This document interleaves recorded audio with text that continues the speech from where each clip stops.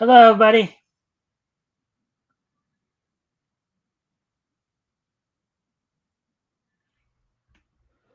All right. Welcome to the Mikesstand. I welcome both my, of course, YouTube and Rumble followers. Um, if you guys can help out by liking and sharing the stream, see if we get some more friendly people, that'd be appreciated. Also, if anything here grabs your attention, feel free to comment and or ask questions. I'll try to answer the questions to the best of my ability. So, anyways, sorry I'm a little late tonight. Kind of got caught up with some other things, so ended up having to push the show back an hour. So instead of starting at 5 Pacific, 8 Eastern, starting at 6 Pacific, 9 Eastern. So 1 hour later, but still try to.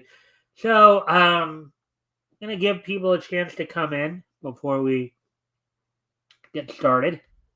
Um, hopefully, you guys are all getting ready for a nice weekend here. This is Labor Day weekend, so there'll be, of course, um, the extra day. Now I know recently, within the last couple of weeks here, kids have gone back to school. There's still some parts, still might be some parts of the country where they start, you know, you know, basically right after Labor Day.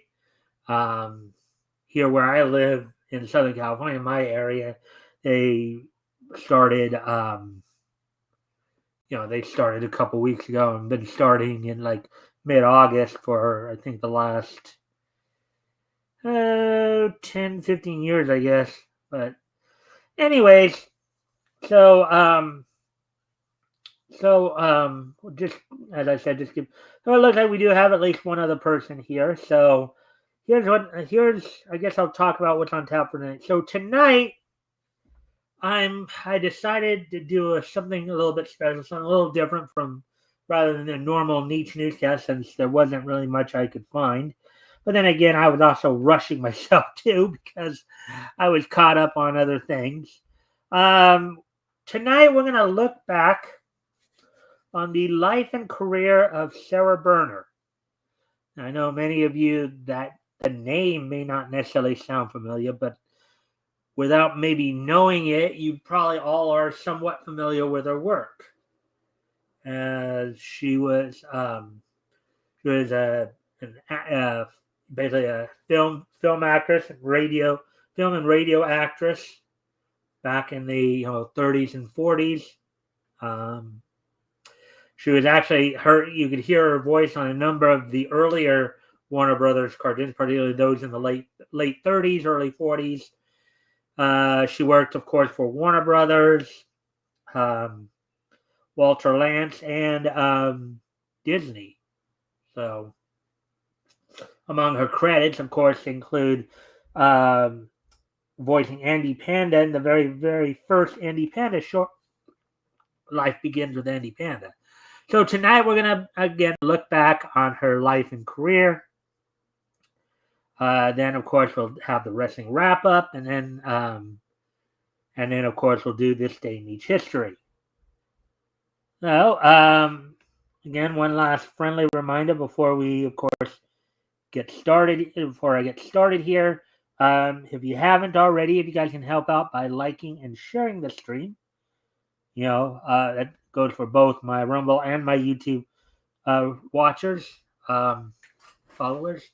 It'd be greatly appreciated. See if we can get some more friendly people in here to engage.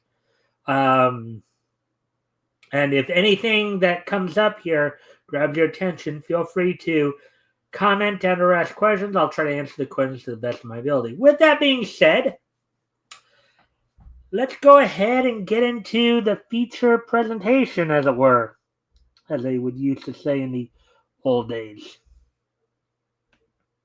Let me pull up the page we're going to be looking at here for it. All right, so there's the lovely young woman right there from back. Let's see. A picture right there is from 1948.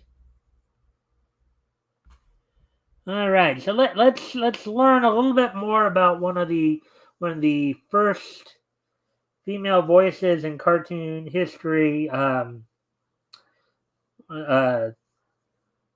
Golden Age gal and all that.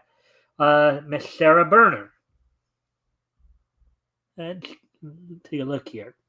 So Sarah Berner, born Lillian Ann Herndon, January 12th, 1912, December 19th, 1969, which would have made her 57 when she passed away. So kind of on the young side, but see, we'll find out what all happened soon enough. Um, was an American actress known for her expertise in dialect and characterization. She began her career as a performer in vaudeville before becoming a voice actress for radio and animated shorts. She starred in her own radio show on NBC, Sarah's Private Caper, and was best known as telephone operator Mabel Flapsaddle on the Jack Benny program. Columnist Erskine Johnson described Berner in 1944 as the most famous voice in Hollywood.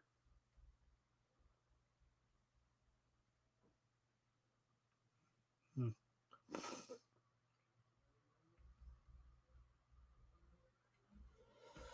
All right. So let's see if anybody's got anything to say thus far yet. I guess not, at least on here. And I do check the chat. So again, at any time you guys feel like it, feel free to comment and or ask questions. All right. So early life and career. Born Lillian Ann Herndon in 1912 in Albany, New York. And by the way, that's believe it or not, that's where a lot of the Gold Age actors and actresses actually lived and resided earlier on in New York. They kind of split their time between New York and LA. But anyways, she adopted her stage name by combining her mother's first name, Sarah, and her maiden name of Berner. She was the oldest of four children, and her family relocated to Tulsa, Oklahoma when she was a teenager. She became interested in performing after watching silent movies and vaudeville shows at a theater and then imitating scenes in front of the women's restroom attendant. Okay.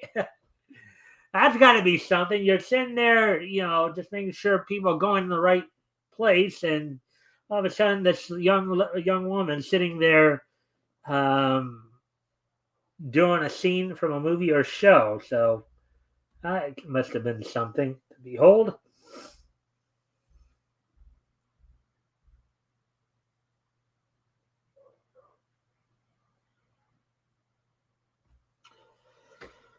All right. So Berner performed in an adaptation of Abby's Irish Rose after graduation, and she studied um, drama for 2 years. Um, at the University of Tulsa. She and her family then moved to Philadelphia, Pennsylvania, where she worked in a uh, Wanamaker's department store until she was fired for mimicking a customer. Oh boy. Yeah, that's not a good look.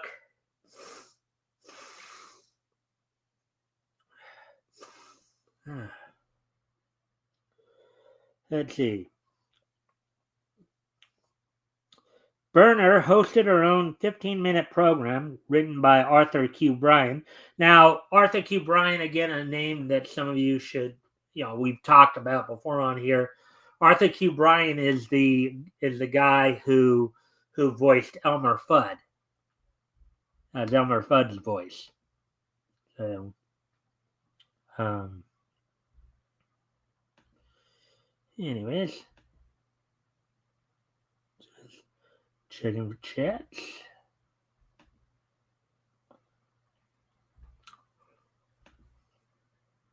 All right. So, anyways, let's see where we're. Oh yeah. Thereafter, on a local radio program. Um, then returned to New York City um, in hopes of pursuing a show business career. She worked in a Broadway millinery in the meantime. I wonder what a millinery is. Or millinery.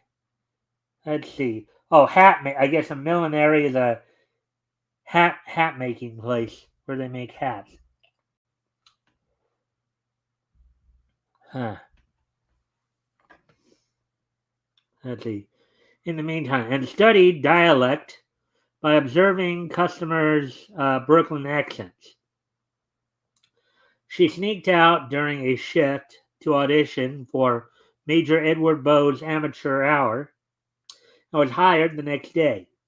Beginning in 1937, Berner toured the country as part of Bowes' 16-member all-girl unit of vaudeville acts over the next 4 years and created a gimmick of a fired saleslady who performed imitations of celebrities such as Mae West and Katharine Hepburn. And there were a number of actresses at the time, who were doing that as well. You had like Sarah Berner being one of them. I think Martha Wentworth might have been another.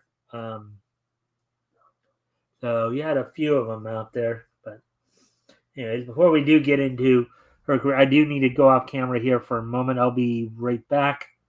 Put some music on while I'm away.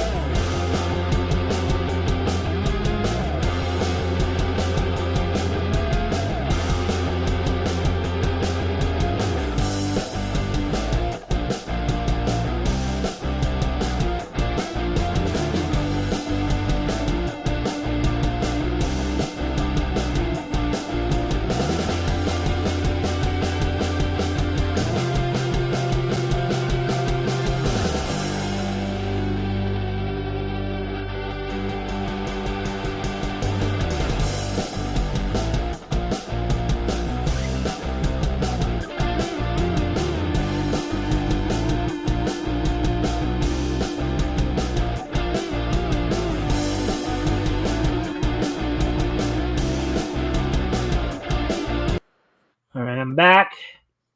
Hopefully, I'll sound a little better there. Now it's seemingly pretty stuffed up there. But anyways, getting back to the article here, back to the profile here. Career radio. After the Major Bowes tour ended, Berner began working in network radio in Hollywood with recurring roles on Fibber McGee and Molly and the George Burns and Gracie Allen show. Good night, Gracie. Or say good night, Gracie. Good night, Gracie. On the Jack Benny program, she voiced one-time parts before joining the principal cast as the recurring characters of Jack Benny's girlfriend Gladys Zabisco and wisecracking telephone operator Mabel Flapsaddle. She gossiped about Benny and with her colleague Gertrude Gearshaft, who was B. Benaderet, another name that should sound familiar. Of course, aside from doing some work for Warner Brothers and their animated shorts, I think she was the first lady. I think she portrayed Granny before they brought in June Foray, I believe. Some of Granny's earliest appearances for Warner Brothers.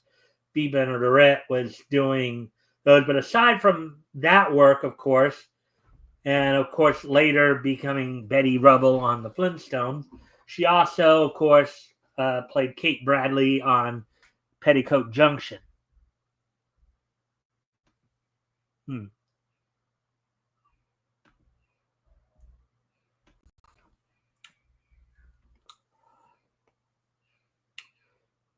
Let's see. While Benny waited impatiently on the other end of the line for them to connect his call. Intended as a one-time appearance, they began recurring roles in the 1945-46 and in early 1947. Berner and Benaderet momentarily took over the actual NBC switchboards in Hollywood for publicity photos. Wow. Other radio work included waitresses Dreamboat Mulvaney on Arthur's Place, Mrs. Horowitz on Life with Luigi, Helen Wilson on Amos and Andy, and an Italian housekeeper on the Jimmy Durante Show. She was cast alongside Rudy Valley on his show, The Fleischmann's Yeast Hour.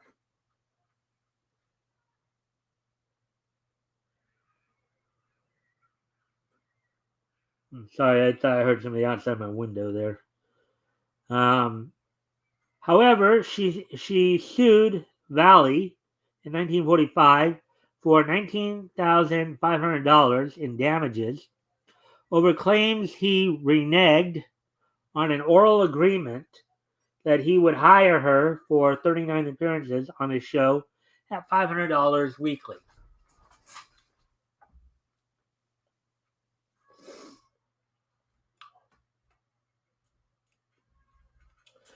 Sarah's Private Caper. So I guess this is her own show here.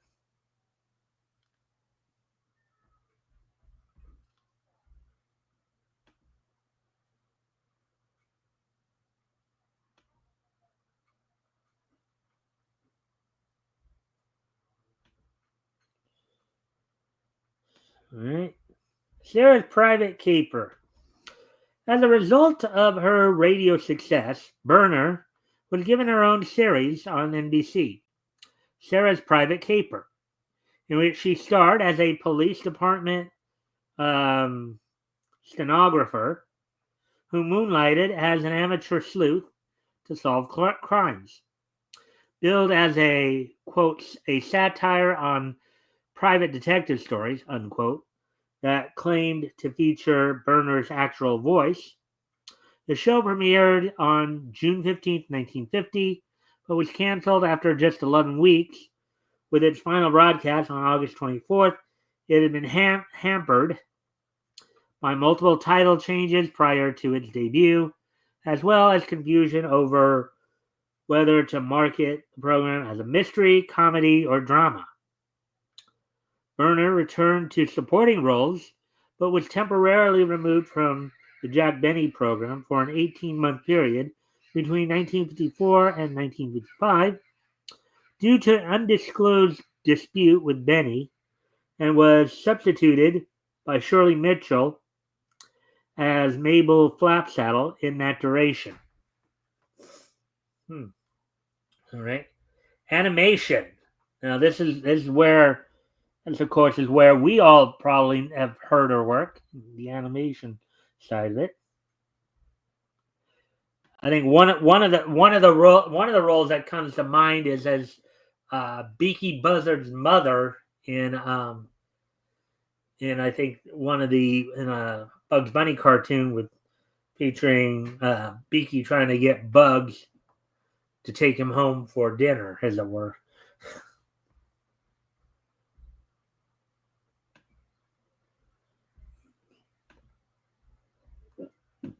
Hmm.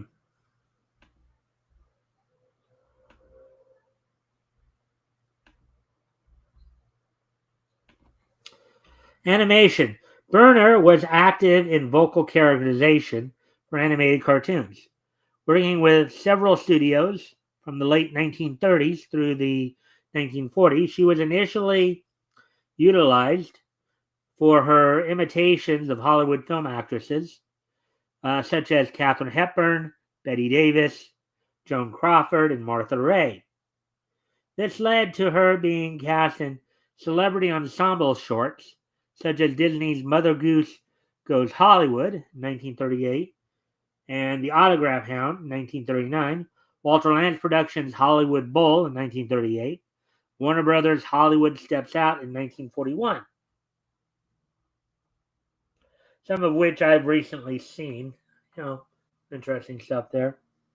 Her mimicking of Hepburn had led to her being hired by Lantz as a debut voice of Andy Panda, which she played only twice. And Life Begins for Andy Panda, the very first episode, 1939, and Knock Knock, 1940. Now, Knock Knock, that was the Andy Panda cartoon that introduced the world to Woody Woodpecker. That was Woody Woodpecker's first appearance. Initially, of course, he was only meant to be in that one episode, that one short. But as history tells us, he became so popular that they had to actually give him his own short series. So, Burner focused on voicing animals thereafter, with her work for Warner Brothers, where she replaced Bernice Hansen, ranging from Mama Buzzard in Bugs Bunny Gets the Boyd in 1942. That's what I was referring to earlier, and the Bashful Buzzard, 1945, to a flea in the short An Itch in Time, 1943, and as part of an ensemble of voices in Book Review, 1946, for the Metro Goldwyn Mayer cartoon studios, MGM, basically the studio that gave us Barney Bear and, of course, Tom and Jerry.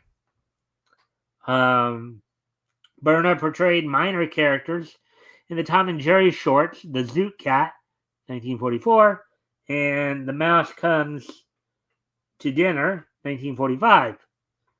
In the MGM live-action film Anchors Away, 1945, she voiced the otherwise silent Jerry Mouse for the animated dance sequence with star Gene Kelly.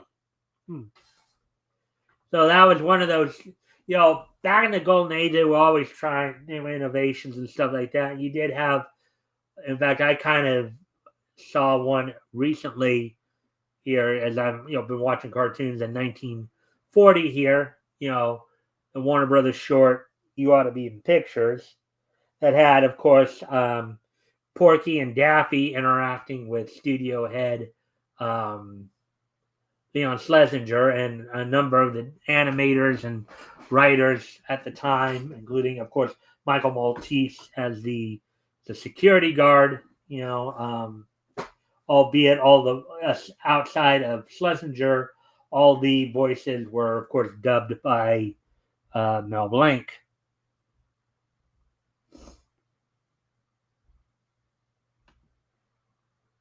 So,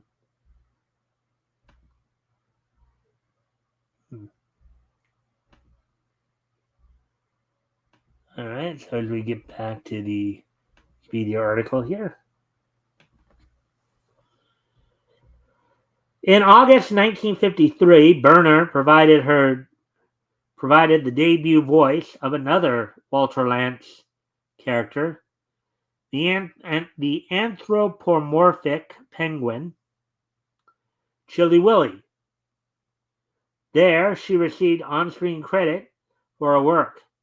Her duties consisted only of her singing the cartoon's opening theme, as the character himself was mute until a speaking voice was developed by Dawes Butler in the 1960s. Chilly Willy the Penguin, he's Chilly Willy all the time. I'm sure we've all seen Chilly Willy and the cute little penguin. So his art, his artwork, it also kind of changed over time too. So, hmm.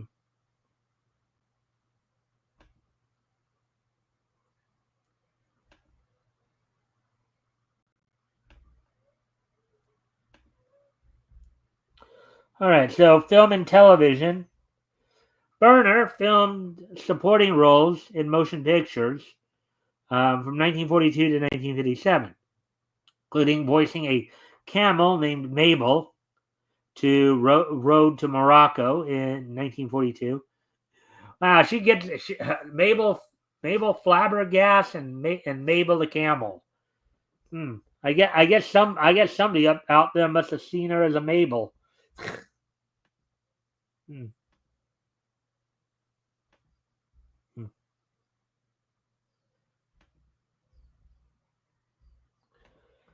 Let's see now. During production, the film's casting director introduced her to Paramount Pictures executive Buddy De Silva as "quote unquote" Mrs. Camel. Okay, instead of her actual name. De Silva, who had to approve her voice for the character, addressed Berner by the title thereafter, which she disdained. Yeah, I mean, yeah, you don't have enough respect for the person to actually call them by their name. Oh, hey, Mrs. Camel, I want to hear your voice here. Uh, in Alfred Hitchcock's Rear Window, 1954, she and Frank Cady, again, another name that should sound familiar to some of you, particularly those who may have grown up in the 60s and 70s. Frank Cady, of course, is the voice of, I believe it was Sam Drucker in, and of course, the Beverly Hillbillies, um, Petticoat Junction, you know, those shows. Um, Portrayed a married couple living in Greenwich Village apartment complex shared by the film's temporarily immobile main character played by James Stewart.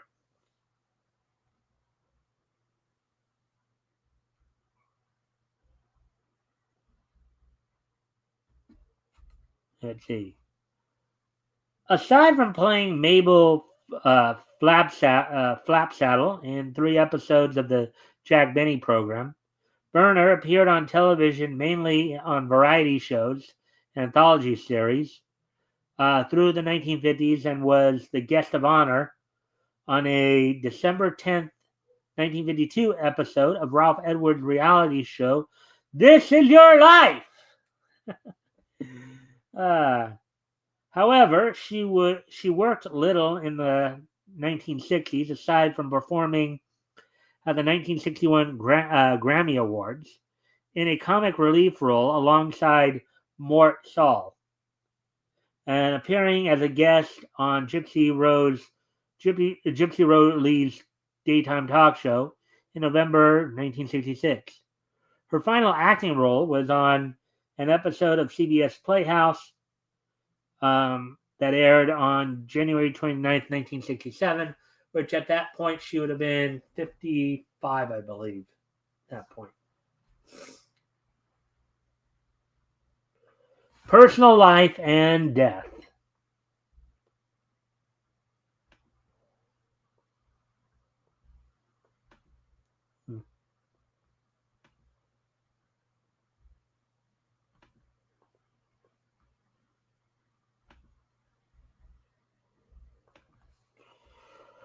In November 1950, Berner was photographed outside a mobile X-ray unit as part of an awareness campaign by the Los Angeles County X-ray Survey Foundation that encouraged screenings to help combat the spread of tuberculosis.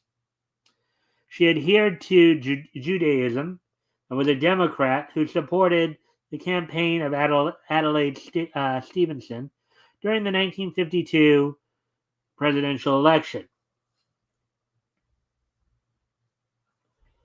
Berner married her theatrical agent, Milton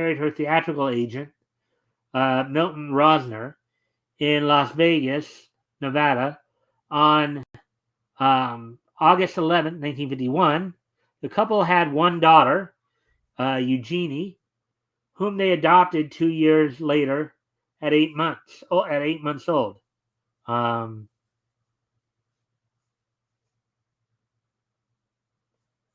Let's see. Rosner remained Berner's agent despite their separation in 1954, but she filed for divorce in May 1958, citing quote, extreme, unquote, verbal cruelty. Though she was awarded custody of their daughter, Berner was arrested in December 1959 on a misdemeanor charge of child endangerment. Berner died at age 57 on December 19th, 1969, so 6 days before Christmas that year, albeit though, right, I don't think Jews actually celebrate Christmas. Forgot about that. And was interred at Mount Sinai Memorial Park in Los Angeles. But her death was not made public until her family placed a memorial in the Van Nuys News in November 1970. So almost a full year later after she passed on. She had been recovering from major surgery at Culver City Convalescent Home 2 months before her death. Berner's personal property was sold at auction in Van Nuys in November 1971.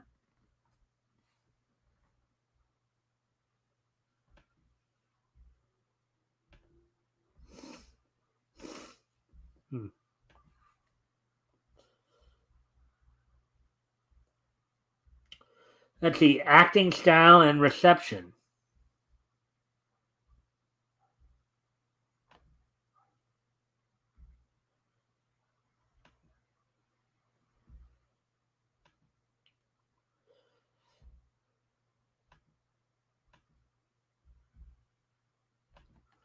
See, Berner's range of dialects included French, Spanish, Italian, Southern American, and New York English, which she learned by interacting with people who spoke in such accents. Her radio work gained unwelcome attention after a columnist described it as quote unquote being in bad taste. This in turn led to radio producers ordering her to not use foreign accents to get laughs. So they you even had some people back then being a little sensitive. Let's see now. A ruling which Berner overturned. Quote, I know I haven't offended anybody because in all the years I've been doing, in brackets, accents, I've never, not even once, got a nasty letter, unquote. It's funny. You would think that if anybody had, and she makes a very good point there. You would think that if anybody had an issue with her doing the accents, even for comedic effect, the people whose accent she used would be the ones having the issue, not outsider. Kind of shades of what's going on today, isn't it?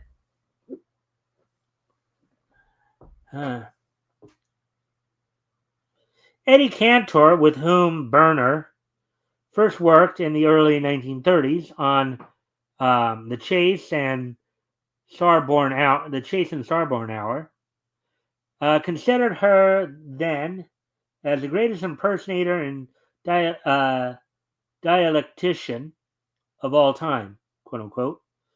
Journalist Kay Gardella remarked in 1953 that interviewing Berner was, quote, a Herculean feat, unquote, and, quote, like trying to interview a trapeze artist while performing, unquote, due to Berner's switching to multiple dialects. Yeah, I would actually think that that'd be kind of fun trying to converse with Sarah Berner with all those dialects.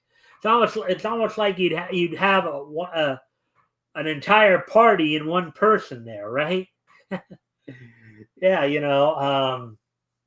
that'd be quite an interesting conversation to be involved in, to say the least.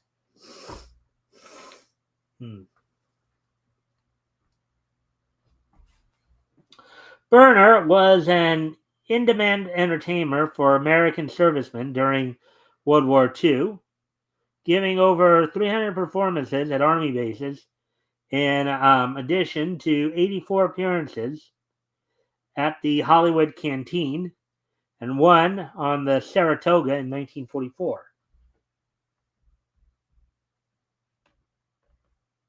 Let's see, now we're getting into filmography. I don't think I'll read off every single thing, but I'll probably try to read off at least some of the more probably well-known ones or more notable ones. So filmography, the shorts for MGM, of course, she was in Red Hot Riding Hood by, with Tex Avery, Tom and Jerry short, The Zoot Cat, 1944, The Mouse Comes to Dinner, 1945. For Warner Brothers, some of her works included Daffy Duck in Hollywood from 1938, Bugs Bunny Gets the Boyd in 1942. That's the one where we talked about where she provided the voice of Mama Buzzard in that. Goldilocks and the Jivin' Bears in 1944. The Bashful Buzzard, basically the return of Beaky and Mama Buzzard, 1945 there. Book Review in 1946. Hair Splitter in 1948. For Walter Lantz, of course.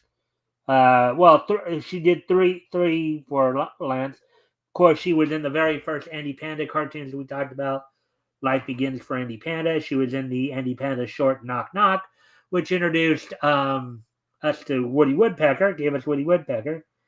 And so here's an interesting note right there, at least in terms of Walter Lantz's history. Sarah Berner was the voice during the debuts of three of their more well-known characters. Of course, Woody Woodpecker, Andy Panda, and Chilly Willy. Now that's an interesting little tribute tidbit for you.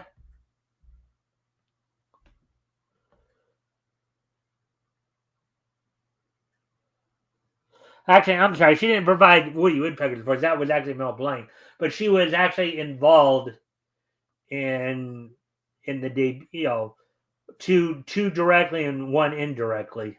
So my bad there, but anyways, and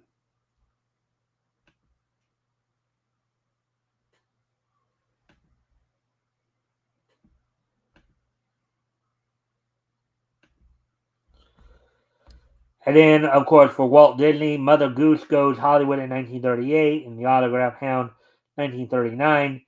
The Autograph Hound was a Donald Duck cartoon where like he was trying to get all the stars' autographs, and once everybody realized who it was who was trying to get their autograph, they all wanted his autograph. So let's see, Radio, Fibber McGee and Molly, 1939. The George Burns and Gracie Allen Show, 1940 to 1949. The Jack Benny Program, 40 to 55. The Red Skelton Program, 1944 to 49. Rudy Valley Show, 1945-46. Eddie Cantor, Pabst Blue Ribbon Show, 1947 to 48. Amos and Andy Show, from 1950 to 1955. Jimmy Durante Show. She, of course, provided the voices of Mabel. Her first film role, of course, Road to Morocco, we talked about, Mabel the Camel. She also was uncredited as Jerry Mouse's voice, Anchors Away. So,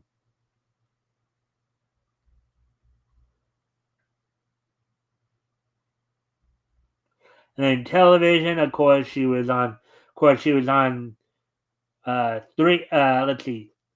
episodes, again, reprising her role as Mabel Flapsaddle from 52 to 53, and then 1955, Slim Finger Sarah, herself on This Is Your Life, 1952. Of course, again, on a number of things. So that's all I got to say about Sarah Berner. Pretty talented woman there. So next time you're watching, Warner Brothers cartoon, from late 30s, early 40s, or even MGM in the mid 40s, there is a possibility that you might hear the late great Miss Sarah Berner. Alrighty then. So with that being said, we're now, of course, going to move on to the wrestling wrap up. So, we're gonna, of course, before we we'll take a look back at last night's. Actually, excuse me a moment. I do need to step away from the computer for a moment. I'll be right back, but I'll put.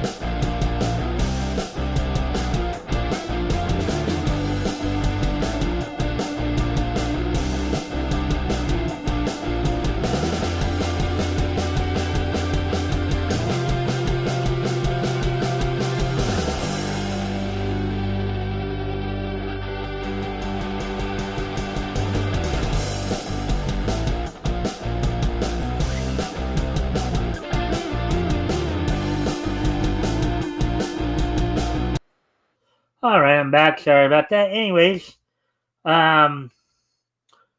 All right. So, anyways, we're gonna get to the wrestling wrap up here.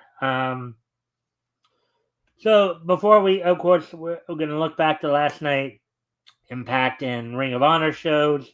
Look ahead to tonight's. Look ahead to both tonight's um, SmackDown. Well, SmackDown was taped earlier our time because it was over in France. So, but we'll at least tell you what's going to be going on tonight's episode. We'll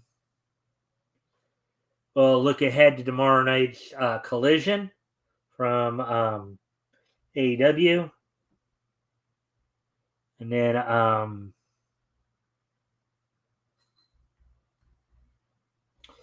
and of course we'll be looking ahead to this Sunday's Clash in Paris. Get you all caught up on the final details of the card there. But before we do all that, there's still more. There's of course still more fallout from the incident that happened last weekend on the at the Knox Pro wrestling show here in Southern California. As number of the wrestlers and as because of the incident, of course, the promotion has taken some considerable reputational damage. In which a number of the wrestlers have quit, and a number of the students who were actually getting their training there have decided to leave the school.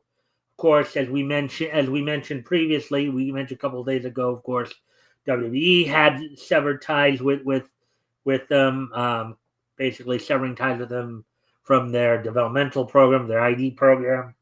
And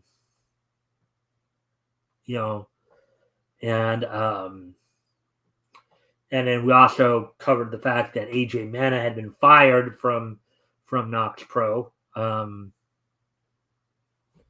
over his involvement in the incident. And then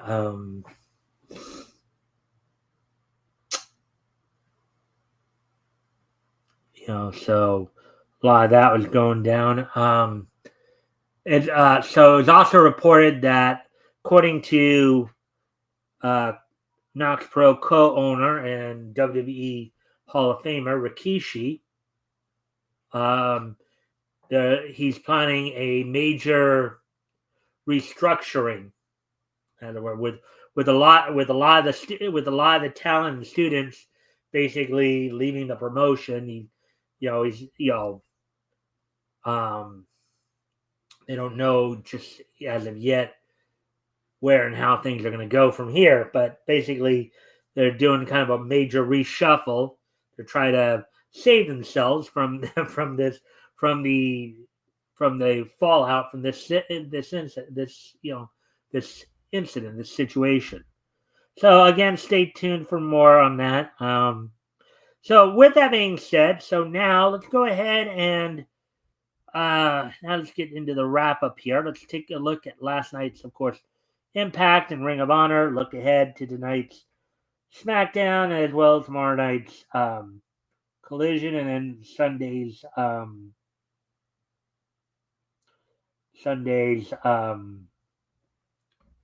Clash in Paris premium live event. So on last night's Impact came from the Chesapeake Employees Insurance Arena in Baltimore, Maryland, with Tom Hannafan and Matthew Rainwell on commentary on Access TV. Mike Santana and TNA International Champion Steve Maclin defeated First Class's AJ Francis and TNA World Champion Trick Williams in a tag team match. In a singles match, Eric Young defeated Myron Reed of the Rascals. The Inspiration, Cassie Lee and Judgment K, former TNA World Tag Team Champion, TNA Knockouts World Tag Team Champion, defeated the Fatal Influence duo of former NXT North American Champion Fallon Henley and Jasmine Nix. Eddie Edwards of the System defeated Ryan Nemeth, the Hollywood Hunk. Tasha Steeles with the Good Hands in her corner, representing Order 4. defeated Mara Sade. And in a non-title tag team match, the TNA World Tag Team Champions, the Hardys, Jeff and Matt Hardy, defeated Cedric Alexander and X Division Champion Leon Slater. Let's see. So now as we move on to last night's Ring of Honor show, Ring of Honor Club. Honor Club coming from the Wolstein Center in Cleveland, Ohio. Opening match saw Don Callis family member Lance Archer, the Murder Hawk Monster, defeat Beef in just over 5 minutes. Taya Valkyrie with Johnny TV and the M&N Collection, Mansoor and Mason Madden, defeating former NWA World Women's and World Women's Tag Team Champion Allison Kay. In a 6-man tag match, M&M TV of Johnny TV, Mansoor and Mason Madden with Taya Valkyrie in their corner, defeated the Dark Order of Evil Uno, Alex Reynolds, and John Silver. The Spanish Announce Project of Angelico and Serpentico defeated Danny Orion and Stephen Wolf. In a match of CMLL stars, Okumura defeated Stigma. And the main event saw a 6-man tag match in which the El Sky team from CMLL of Máscara Dorada, Mystico, and Neon defeated Adam Priest and the Workhorsemen of J.D. Drake and Anthony Henry.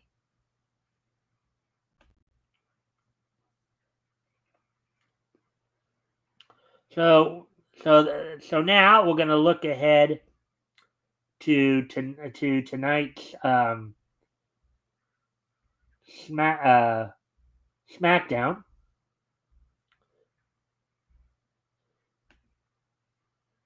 Some of you may already be watching it now, as it was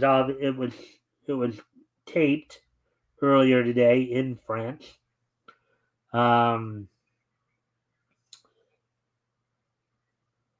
from the LDLC Arena in Décime-sur-Pierre, France, or Paris, France. Scheduled on tonight's show will be Alexa Bliss taking on Chelsea Green. Michin will be taking on Kiana James, and Kiana James' debut in-ring debut on SmackDown. In a number one contendership match for the WWE Tag Team titles, former champs the Street Profits of Angelo Dawkins and Montez Ford take on the team of Mello Don't Miz, of Carmelo Hayes and The Miz. In a match for the WWE United States title, Solo Sikoa will be defending against recently arrived from Raw brand, Sami Zayn. Now let's see if we can find out what's going to be going down on tomorrow night's Collision.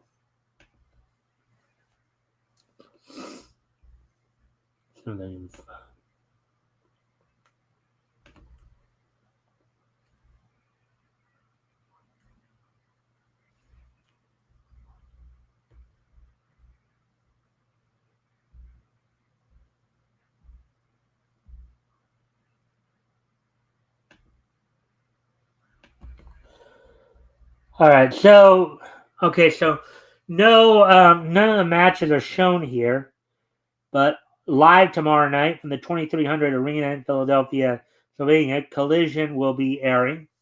We don't know as of yet what matches will be on, but stay tuned for that. So now, with that being said, now let's of course get ready to. So now we'll look ahead to Sunday. So of course tonight is the go home SmackDown before this Sunday's Clash in Paris event. So I believe we now have the card finalized for this Sunday. coming from Paris, France. Clash in Paris here on Peacock. Yeah, 1, 2, 3, 4, 5 matches have been signed for the show. We still don't know what's going on with the WWE Women's World Title after, of course, Naomi's pregnancy announcement. So on the show, Becky Lynch is set to defend the Women's Intercontinental title against Nikki Bella. Roman Reigns will be seeking some form of revenge against Bronson Reed for taking his shoes. John Cena will be taking on Logan Paul. In a good old-fashioned Donnybrook match, Sheamus, Celtic Warrior, takes on Rusev. And in a fatal four-way for the WWE World Heavyweight title, Seth Rollins is set to defend against CM Punk, LA Knight, and Jey Uso. So, and some other news as well. So, supposedly, Brie Bella is supposedly banned from the WWE right now because her husband works for AEW. Now, and it has been said that Brie would like to come back to WWE. A lot of people would like to see Brie back in WWE, but the higher ups are a little skittish about it because, her husband Bryan Danielson still under contract with AEW. Even though there are, you do have some WWE talent that do have, do have connections to the other show, connections to AEW. Of course, let me see. I'm trying to think here.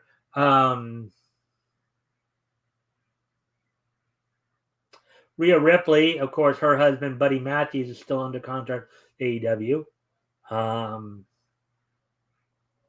Michin, her husband Keith Lee is still under contract, even though he's been out for a long time. So, and there's still, of course, talk about, once Chris Jericho's contract with AEW is up, there's still a lot of talk about him coming back to WWE to finish off his career. So that's all I got for the wrestling wrap-up. So now what we're going to do, we're going to wrap things up with, of course, this day in each history. Today is, of course, Friday, August 29th, 2025. So let's take a look back at this day in each history. History! So 2001, 2005, 2020, and 2015. All right. So first off, we're going to head back to 2001, 24 years ago today. On this date, 24 years ago today, back in 2001,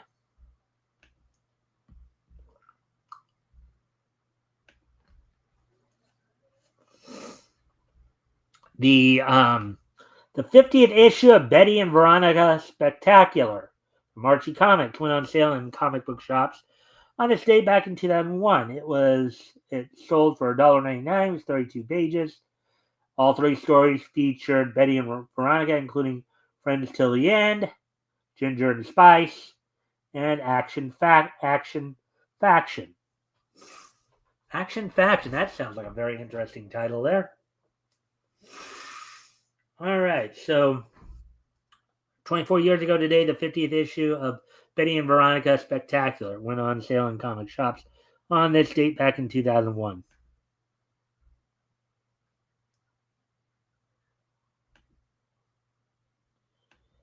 Now, moving ahead to the year 2005, 20 years ago today, on this date, 20 years ago today, in the year 2005,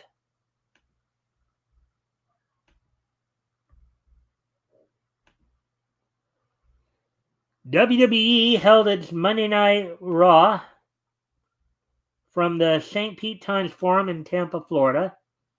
On the show saw in the main event Carlito and Chris Masters defeating Ric Flair and Shawn Michaels in just over 20 minutes. Tyson Tomko defeated Rosie. The Lady Umaga, I believe, with a hurricane in 1 minute.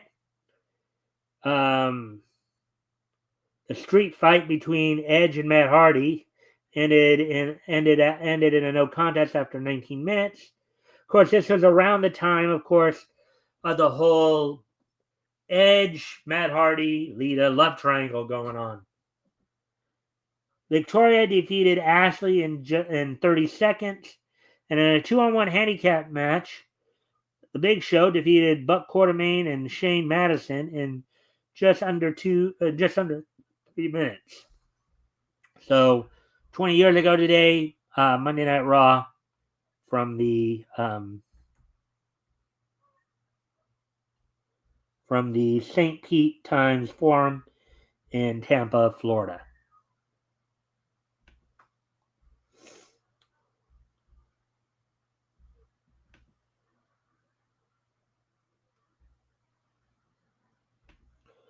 All right, now moving ahead to the year 2015, 10 years ago today. On this date, 10 years ago today in 2015.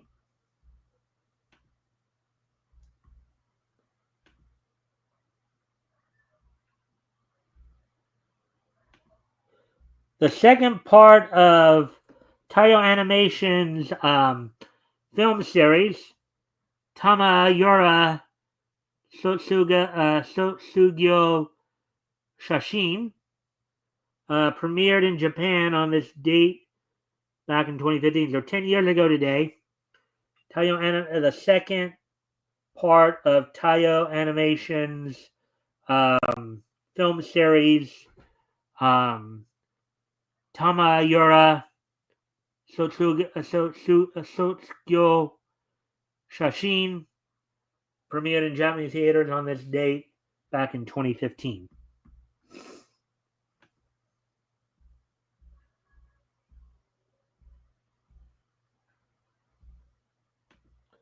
And finally, on this date 5 years ago today, the season 5 years ago today,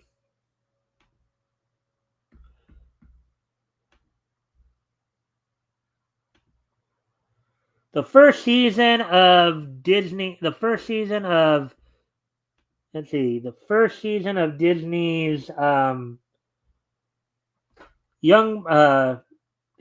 Owl House aired its first season finale of the Owl House from Disney Animation Studios.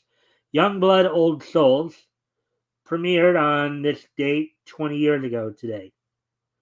So on this date 5 years ago today. 5 years ago, the first season finale of the Owl House, titled Youngblood Old Souls, premiered on this date 5 years ago. So with that, I thank everybody for being here tonight.